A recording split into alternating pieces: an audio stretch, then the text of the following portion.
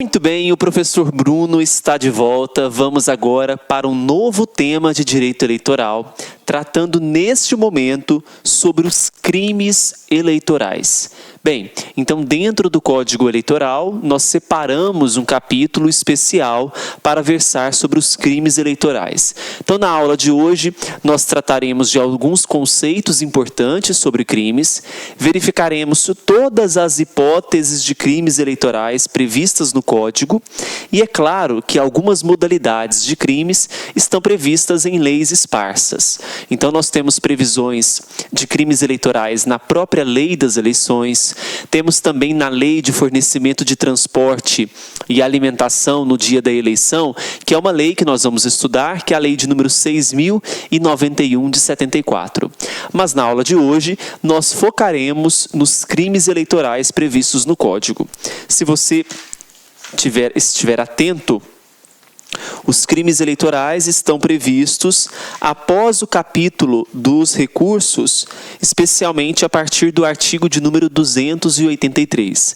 Então, olha, dos artigos número 283 ao artigo de número 288, nós temos algumas disposições preliminares. Depois, partiremos dos artigos 289 ao artigo de número 354. Do artigo 289 ao 354, nós temos as espécies de crimes eleitorais. E finalizaremos com os artigos 355 a 364, que trata sobre o processo penal eleitoral. Essa aula, portanto, ela é um pouco extensa, porque nós partiremos aí de vários entendimentos sobre crimes. O primeiro conceito que nós precisamos tratar é o que vem a ser crime eleitoral. Muito bem, o conceito de crime eleitoral, ele é toda aquela conduta que ofende os princípios resguardados pela legislação eleitoral.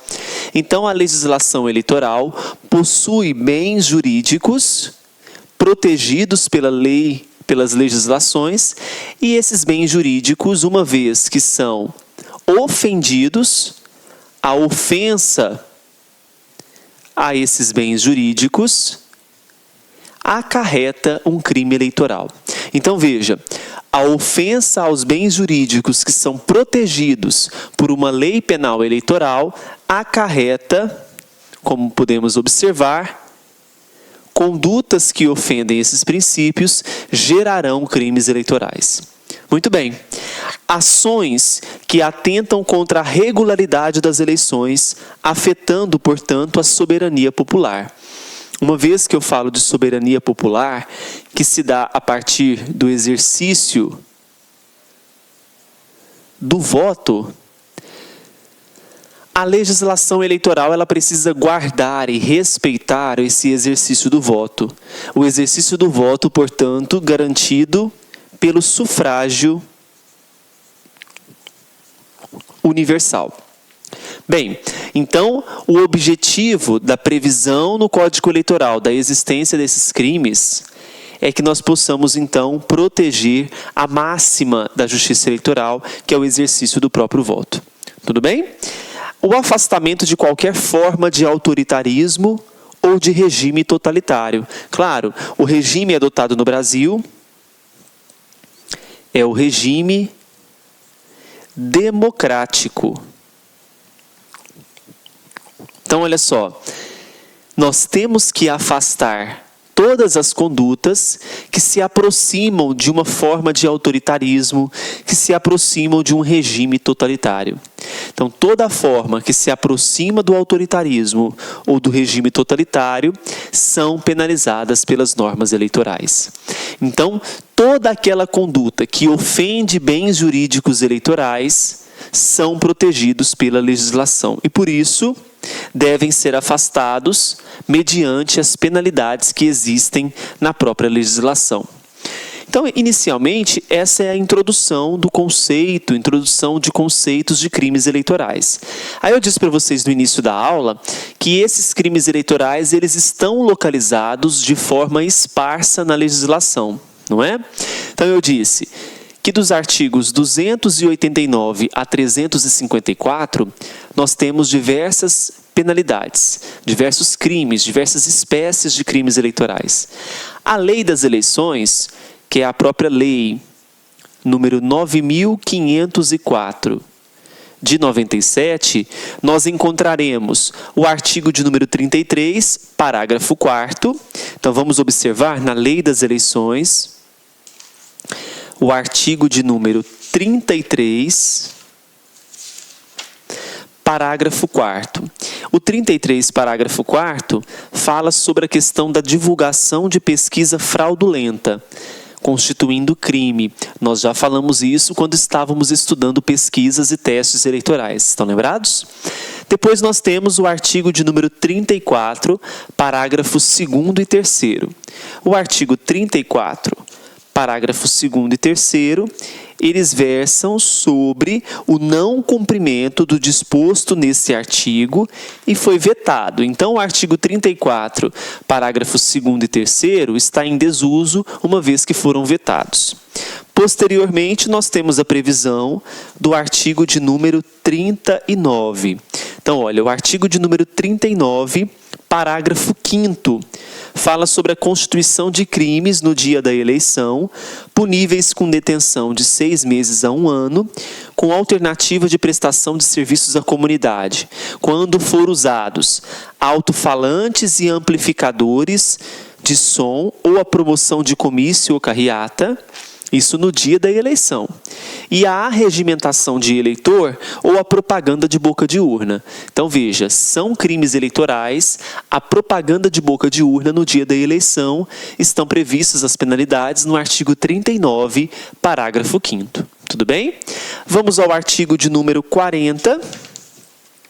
O artigo de número 40, ele fala o seguinte: o uso na propaganda eleitoral de símbolos, frases ou imagens associadas ou semelhantes às empregadas por órgão de governo, empresa pública ou sociedade de economia mista constitui crime punível com detenção de 6 meses a 1 ano, com a alternativa de prestação de serviços à comunidade. Posteriormente, nós temos o artigo 68, parágrafo 2º. Veja que todos esses crimes previstos na Lei das Eleições. Então, artigo 68, parágrafo 2º, ele diz o seguinte, olha só: o descumprimento de disposto no parágrafo anterior, e o parágrafo anterior diz assim: o presidente da mesa receptora, ele é obrigado a entregar uma cópia do boletim de urna aos partidos e coligações concorrentes ao pleito, cujos representantes o requeiram até 1 hora após a expedição. Aí o parágrafo 2º. O descumprimento no disposto no parágrafo anterior constitui crime, punível com detenção de 1 a 3 meses, com alternativa de prestação de serviço à comunidade, pelo mesmo período, e multa no valor de 1.000 a 5.000 FIRs. Tudo bem? Então, essa é a previsão do artigo 68, parágrafo 2º. Temos o artigo de número 72. O artigo 72, ele fala sobre a constituição de crimes puníveis com reclusão de 5 a 10 anos. Aí tem o inciso 1º. Obter acesso a sistema de tratamento automático de dados.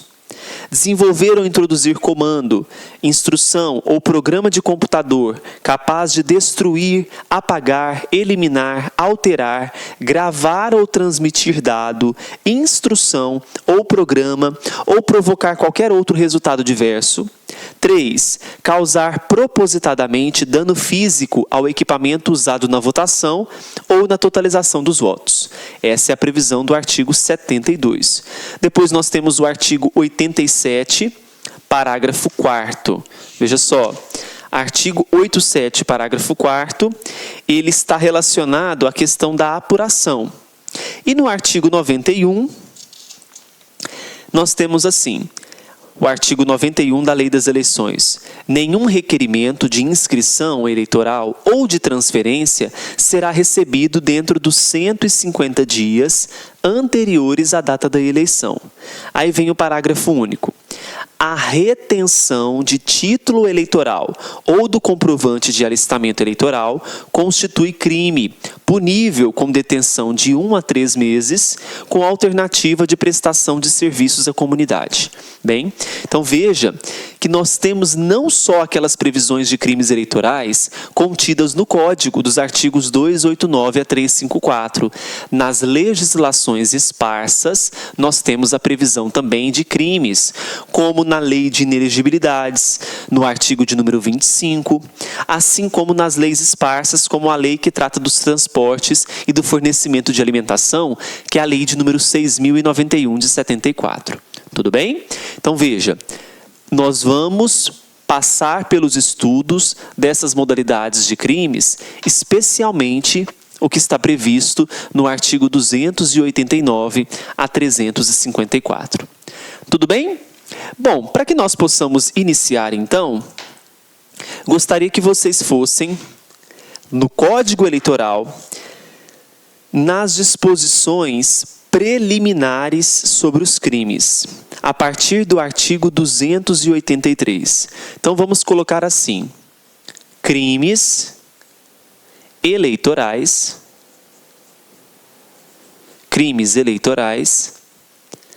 o título aqui é disposições preliminares. Então, crimes eleitorais, disposições preliminares. Ok? Bom, sobre as disposições preliminares, veja só o que diz o artigo 283. Para os efeitos penais, são considerados membros e funcionários da Justiça Eleitoral. Então, vocês vão perceber que o artigo 283, ele não vincula a prática de crimes eleitorais somente àqueles que exercem funções eleitorais. Perceba que nós temos uma ampliação para esse rol de funcionários da Justiça Eleitoral no cometimento de crimes. Olha o inciso 1º. Os magistrados que, mesmo não exercendo funções eleitorais, estejam presidindo juntas apuradoras ou se encontrem no exercício de outra função por designação do Tribunal Eleitoral. Então, olha só, vocês vão colocar funcionários da Justiça Eleitoral. Então, quem nós vamos considerar como funcionários da Justiça Eleitoral? Os próprios magistrados. Então, os primeiros aqui que nós consideraremos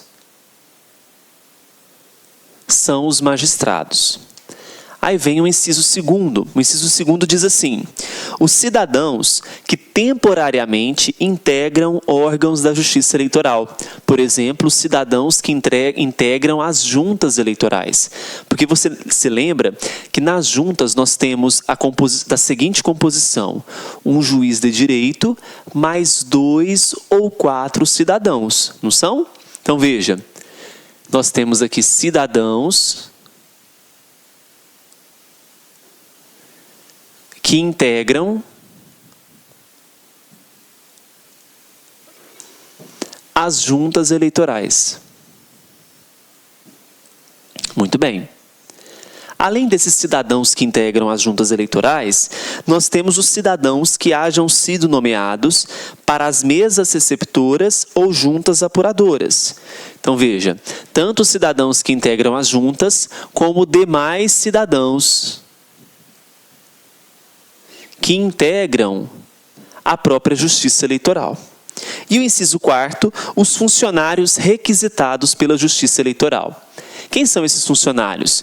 Muitas vezes, por um acúmulo de serviço, é necessário que sejam convocados funcionários de outros órgãos para auxiliar os trabalhos eleitorais. Então, esses funcionários requisitados,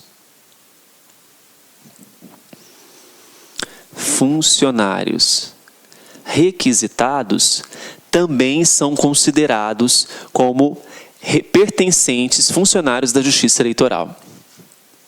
Essa é a previsão do próprio artigo 283. Aí vem o parágrafo 1º e diz assim: considera-se funcionário público, para os efeitos penais, além dos indicados no presente artigo, quem, embora transitoriamente ou sem remuneração, exerce cargo, emprego ou função pública. Então, olha só, tanto aqueles que exerçam de forma transitória ou permanente. Então, transitoriamente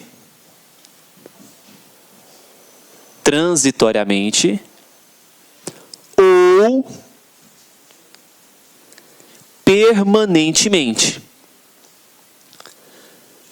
Todos esses exercerão as funções eleitorais, serão considerados para fins criminais eleitorais. Aí vem o parágrafo 2º. Equipara-se a funcionário público quem exerce cargo, emprego ou função em entidade paraestatal ou sociedade de economia mista. Então veja que a equiparação que o Código Eleitoral faz para esses funcionários. Tudo bem? O próximo item que nós vamos anotar aqui é sobre a questão da pena mínima e pena máxima. Então veja só. Pena mínima e pena máxima. Ok? Quanto à pena mínima e quanto à pena máxima, o que nós precisamos estabelecer? Veja só, o artigo 284, ele fala das situações em que o próprio Código Eleitoral é omisso em trazer a pena mínima. Porque a pena máxima, vocês vão perceber que sempre o Código traz. Em algumas situações, a pena mínima também ele traz. Vamos observar aqui, por exemplo, a previsão do crime previsto no artigo de número 332 do Código. Impedir o exercício de propaganda. Então, aquele que impede o exercício de propaganda eleitoral, ele pode se sujeitar a uma pena de detenção até 6 meses. Perceba, então, que neste crime foi declarado a pena máxima de detenção até 6 meses. Ou seja, a pena máxima foi informada. Mas qual será a pena mínima? Aí o artigo 284, ele vem para resolver esse problema. Olha só o que diz o 284. Sempre que este código não indicar o grau mínimo, entende-se que será ele de 15 dias. Para a pena de detenção e de 1 ano para a pena de reclusão. Então, olha só, a pena mínima será de 15 dias quando se tratar de detenção. E a pena mínima será de 1 ano quando o regime for de reclusão. Então, nós precisamos gravar isso, porque as provas adoram cobrar esse dispositivo do artigo 284. Então, se na penalidade criminal não foi informada a pena mínima, você observa se é crime de detenção ou reclusão. Se for crime de detenção e não foi falada a pena mínima, ela será de 15 dias. Agora, se foi reclusão e não foi falada a pena mínima, esta será de 1 ano. A pena máxima é a depender do caso. A depender do crime, especificamente. Tudo bem? Então, essa é a previsão do 284. Aí veja o 285. Quando a lei determina a agravação ou atenuação da pena, sem mencionar o quantum, deve o juiz fixá-lo entre 1/5 e 1/3, guardados os limites da pena cominada ao crime. Mais uma vez, quando a lei determina a agravação ou atenuação da pena, sem mencionar o quantum, deve o juiz fixá-lo entre 1/5 e 1/3, guardados os limites da pena cominada ao crime. Então, veja só. Aqui nós vamos falar sobre a atenuação e sobre a agravação. Vamos lá? Veja só. Veja o que diz o artigo 285 mais uma vez. Quando a lei, portanto, determina a agravação ou atenuação da pena, mas não mencionou quanto que vai agravar ou atenuar, o juiz vai fixar, então olha só, juiz fixa entre 1/5 e 1/3. Não é isso que está dizendo? Olha, quando a lei determina a agravação ou atenuação da pena, sem mencionar o quanto, deve o juiz fixá-lo entre 1/5 e 1/3, guardados os limites da pena combinada ao crime. Então veja que tem que fixar essa atenuação ou agravação nesse intervalo. Muito bem. Próximo assunto é sobre multa. Existem crimes, nós vamos perceber daqui a pouco, que eles vão sujeitar o indivíduo a uma penalidade de detenção e multa, ou reclusão e multa, detenção ou multa, reclusão ou multa. Ou muitas vezes nem teremos a pena de multa. Mas a pena de multa, uma vez estipulada para o crime, olha só o que diz o artigo 286.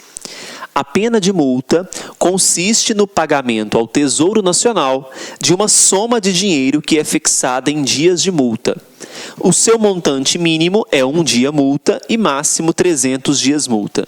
Então, varia entre 1 dia multa a 300 dias multa. Então, 1 dia multa a 300 dias multa.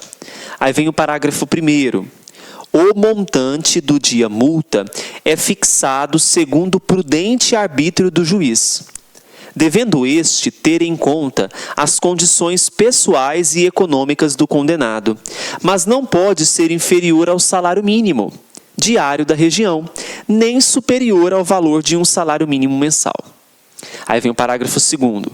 A multa pode ser aumentada até o triplo, embora não possa exceder o máximo genérico do caput, se o juiz considerar que, em virtude da situação econômica do condenado, é ineficaz a cominada, ainda que no máximo ao crime de que se trate. Então veja, essa multa aqui, ela pode ser triplicada.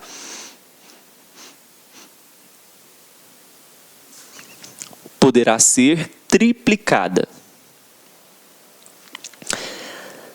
Artigo 287.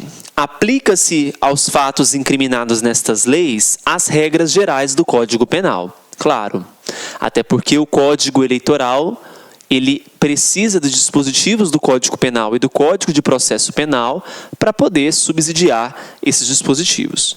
288. Nos crimes eleitorais cometidos por meio da imprensa, do rádio ou TV, aplicam-se exclusivamente as normas deste Código e as remissões a outra lei nele contemplada.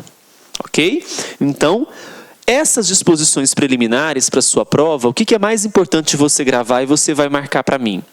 Primeiro, a questão dos funcionários da Justiça Eleitoral que podem exercer de forma transitória ou permanente. Aí depois nós temos as previsões da pena mínima e da pena máxima. Pena mínima, 15 dias quando for detenção, 1 ano quando for reclusão. E pena máxima a depender do crime. Nos fatos de atenuação e agravação da pena, o juiz fixará entre 1/5 e 1/3. E quanto à multa, essa multa ela vai variar entre 1 dia a 300 dias multa, multiplicada por 3, poderá então, portanto, ser triplicada, e ela é aplicada a prudente arbítrio do juiz. Muito bem, vista as disposições preliminares, nós vamos começar agora a tratar das espécies de crimes eleitorais. Eu quero passar com você por todas as espécies do Código, por que isso? E eu vou sempre falar para você o seguinte, olha, esse crime cai muito. Ou esse não.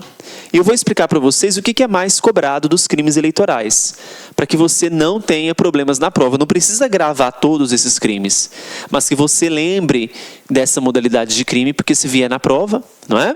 Então nós vamos começar. Eu sempre vou colocar aqui, olha, nas espécies, nosso quadro, eu vou preenchê-lo com aquelas espécies principais de crimes. E eu separei no nosso material os títulos de crimes que são principais. Então veja só, nós vamos começar aqui por aqueles crimes contra a organização administrativa da Justiça Eleitoral, tá? Então olha, nós vamos ver várias espécies de crimes, começando por aqueles contra a organização administrativa da Justiça Eleitoral. O primeiro crime importante é o que está previsto no artigo de número 305. Então, olha só, nós não vamos seguir a ordem do 289, não, porque o 289 vai do 289 até o 354. Nós não vamos passar por todos nesse caso. Eu selecionei os principais. 305. Intervir autoridade estranha à mesa receptora, salvo o juiz eleitoral, no seu funcionamento sob qualquer pretexto. Então, olha só. O juiz eleitoral é uma autoridade competente para intervir no funcionamento da mesa receptora. Qualquer autoridade estranha que intervém no funcionamento da mesa receptora, que é aquela mesa que recebe os eleitores para efetuar o voto. Olá, meus amigos, minhas amigas, e aí, gostou da aula do professor? Professor top de linha, eu, professor Luiz Antônio Carvalho, estou aqui para fazer um convite muito especial. Convido vocês a conhecer a nossa metodologia, conhecer o nosso curso super completo e atualizado, com os melhores professores do mercado aqui do Lá Concurso, o curso para o Tribunal Regional Eleitoral do Rio de Janeiro. Aqui nós temos aqui o melhor custo-benefício. Nesse curso nosso custa apenas 10 parcelinhas aí de R$20. Você vai ter direito aí a assistir o restante dessa videoaula e muito mais. Esse curso nós temos hoje já disponível aí em torno de 270 videoaulas com esse padrão de qualidade que vocês acabaram de assistir. Tá certo, meus amigos? Já esquecendo, você quer esse material de apoio do professor? Então você pode fazer o download gratuitamente, clique no link aqui embaixo, clique lá, faz um cadastrozinho, você vai poder baixar esse material de apoio de forma gratuita aqui do Lá Concurso. Tá certo, meus amigos? Então espero vocês aqui do Lá. Forte abraço, fique com Deus. Tchau, tchau.